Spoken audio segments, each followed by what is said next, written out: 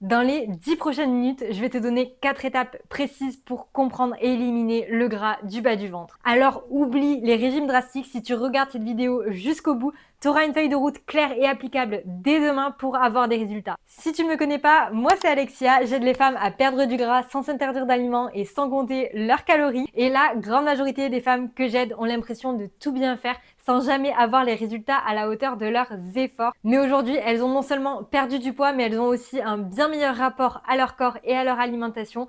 Comme je le dis toujours, le problème, c'est pas ta déter, c'est la méthode que tu utilises. Et une fois que tu as les clés, tu atteins tes objectifs. Alors regarde cette vidéo en entier. La première étape, du coup, ça va être de comprendre l'origine. Donc, tu l'as très certainement remarqué, mais on ne stocke pas tous au même endroit. Il y en a certaines qui vont stocker plutôt sur le ventre et les hanches, d'autres qui vont stocker sur les fessiers et les cuisses, et d'autres plutôt sur le haut du corps.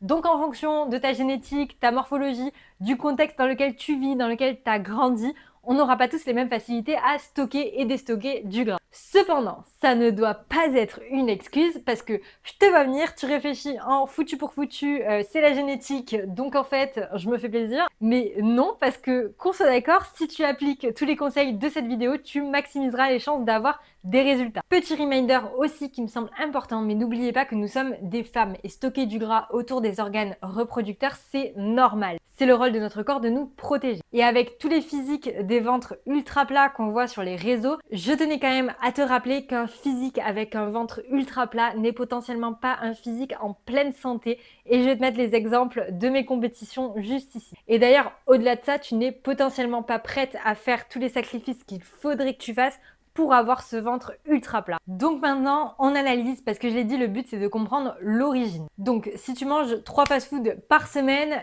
t'as pas à chercher bien loin, tu sais que tu as déjà un gros travail à faire sur ce point-là et que c'est potentiellement l'alimentation qui va te permettre d'avoir des résultats. Par contre, si tu manges déjà relativement sainement, que t'es pas spécialement sédentaire, que tu fais tes séances, etc., mais que tu comprends pas pourquoi tu n'arrives pas à perdre ce gras, il y aura forcément une question de quantité de ce que tu manges, et ça, je reviendrai dessus un peu plus tard dans la vidéo, mais c'est important aussi que tu regardes les autres facteurs.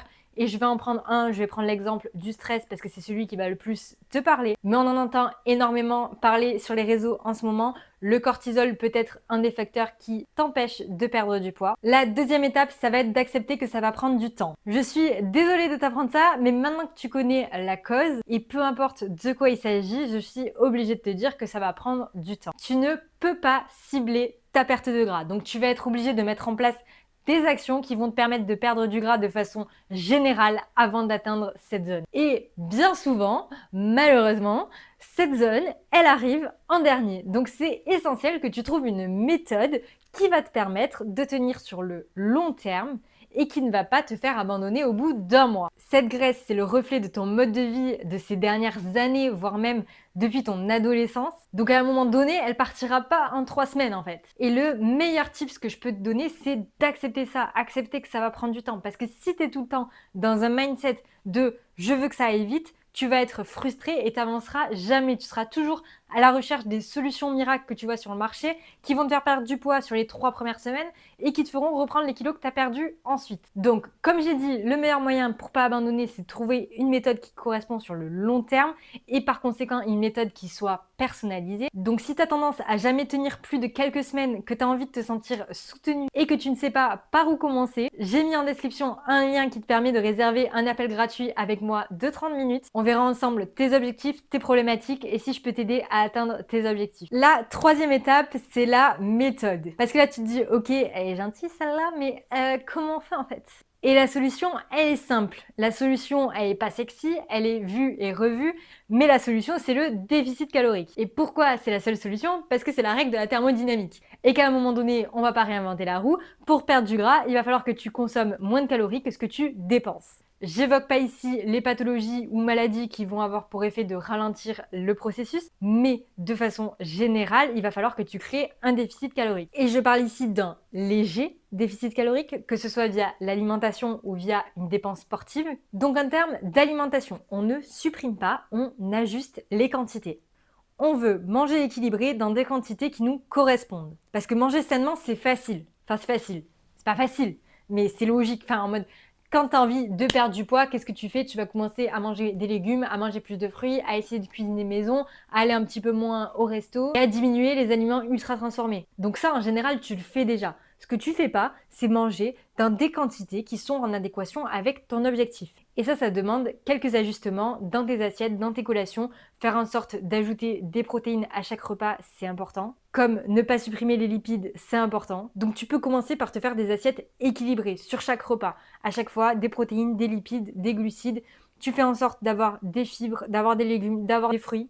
Et si tu n'as pas envie de compter tes calories, déjà le fait d'équilibrer toutes tes assiettes et toutes tes collations, ça sera un très bon début. En ce qui concerne le sport, évidemment que tu peux mettre en place une dépense supplémentaire qui aura pour conséquence de creuser ce déficit calorique. Et si tu as envie de mettre en place du cardio, de la course à pied, il n'y a aucun souci. Par contre, je tiens quand même à te préciser que c'est la musculation qui va te permettre de construire de la masse musculaire. Et ce qu'on cherche, c'est avoir plus de masse musculaire parce que ça va te permettre de brûler plus de calories au repos, ça va augmenter ton métabolisme et c'est exactement ce qui va te permettre de perdre du gras. Alors par contre, je te parle d'un programme efficace, structuré, adapté à ton objectif et pas des séries de 50 crunch parce que de 1, c'est pas comme ça que tu vas perdre et de 2, tu ne peux toujours pas cibler ta perte de gras. La quatrième et dernière étape, ça va être de faire des choix en adéquation avec tes objectifs. Parce que oui, on veut conserver une vie sociale, oui, on peut manger un fast-food de temps en temps, aller faire un apéro avec des potes, etc. Il n'y a aucun problème. Mais à un moment donné, si tu bois 3 fois de l'alcool par semaine, que tu te fais un McDo systématiquement en lendemain de soirée et qui plus est tous les week-ends, je t'apprends rien en te disant que le tout cumulé est contre-productif. Donc je suis la première à dire que c'est hyper important de trouver un équilibre parce que c'est justement en conservant notre vie sociale, nos repas à l'extérieur, etc., qu'on va pouvoir tenir sur le long terme, qu'on aura des résultats sur le long terme et qu'on ne reprendra pas les kilos qu'on a perdus. Par contre, il faut faire la part des choses et il faut apprendre à faire des concessions. C'est-à-dire que tu peux très bien aller au resto le week-end et profiter d'un repas qui te fait plaisir sans pour autant aller au resto 3, 4 ou 5 fois par semaine. Donc on ne supprime pas les plaisirs de la vie, on trouve un équilibre qui nous permet d'atteindre nos objectifs tout en gardant les moments de vie qu'on aime. Mais il faut absolument que tu sois aligné entre les objectifs que tu as et les choix que tu fais. Parce qu'il y a énormément de personnes qui veulent avoir les résultats, mais sans faire les efforts en fait. Mais ça ne marche pas comme ça. Et si t'es pas prête à faire certains efforts, c'est ok. C'est potentiellement que ton objectif physique n'est pas ta priorité.